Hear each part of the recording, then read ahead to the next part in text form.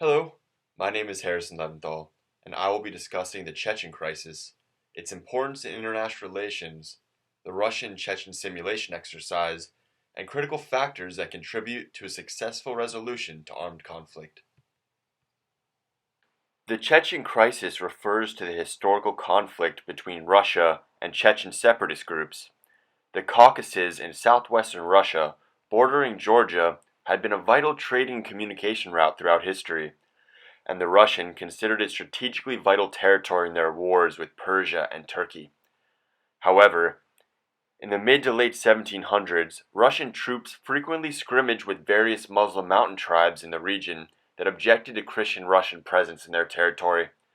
Between the beginning of these hostilities until the Bolshevik Revolution, Chechnya largely remained independent from Russia. However, after the Bolshevik Revolution, Chechnya was absorbed into the Soviet Union and remains part of the Russian Federation today. However, there remains a non-recognized separatist group known as the Chechen Republic of Ikuria, which has continuously struggled for Chechen independence and has fought two major wars against the Russian Federation. There are many scholarly articles that discuss the Chechen crisis through the lens of conflict resolution. Although the most significantly relative articles for our purpose attempts to identify and categorize the type of conflict the Chechen crisis would fall under, as one must know what variables exist in a conflict to best understand how to resolve it. The Chechen crisis has undergone a de-secularization process since the fall of the Soviet Union. Although historically the origins of the conflict were rooted in religious differences, it was widely a nationalistic separatist movement in the 1990s and early 2000s during the First and Second Chechen Wars. However, since then, the Chechens have begun to adopt a jihadist ideology in their fight against Russia. This evolution of the conflict is important to individuals working to resolve the conflict because religious conflict has different implications and variables than a mostly secular nationalistic movement. Therefore, they must be resolved using different tools. This post-Soviet Union desecularization process is described in Christopher Marsh's article, The Desecularization of Conflict, The Role of Religion in Russia's Confrontation with Chechnya, 1785 until today. Mr. Marsh relies on Peter Berger's theory of desecularization, where a secular society is brought under domination of religious institutions. In Mr. Marsh's article, he concludes that the Soviet universal effort of secularization was so successful that after the collapse of the Soviet Union, Chechens were thrust back into framing their conflict into a religious context. The simulation exercise asked students to take the role of a Chechen or Russian character who had been asked to participate in an unofficial meeting of influential personnel to open dialogue and spread ideas. After a character was chosen, during week 1, the student, while in character, had to add a biography and an excerpt of the individual's ideology and thoughts on how the conflict began. After the introduction, the students, while still in character, responded to two other characters in an opening dialogue.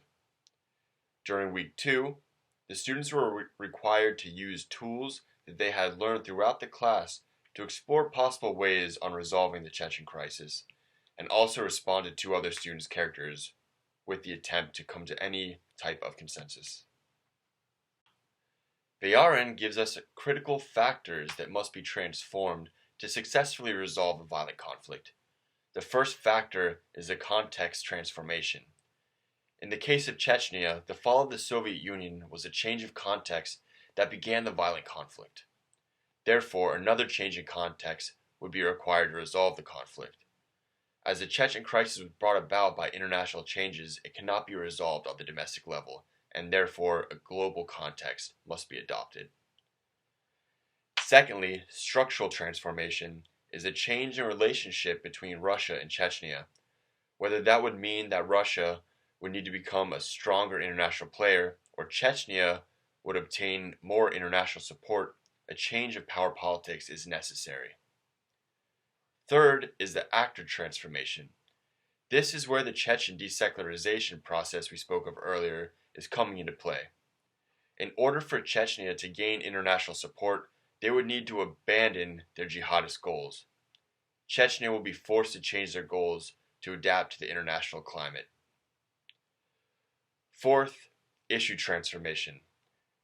Issue transformation aims to identify any shift of interest in the conflicting parties to come to a mutual agreement. For instance, Chechnya wants independence and a jihad against the Russian Federation, and Russia wants natural resources and territorial integrity. Finding a way to combine or shift these interests to where they could become aligned is issue transformation.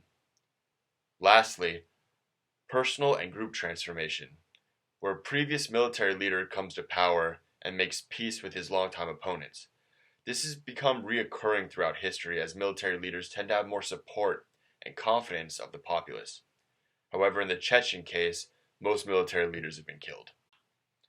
The simulation exercise was beneficial to understanding not only the Chechen crisis, but the process of resolution as well. It was interesting to interact with opponents and comrades alike with different interests and goals. My character was Emin Orta, a Chechen nationalist whose main goal is independence.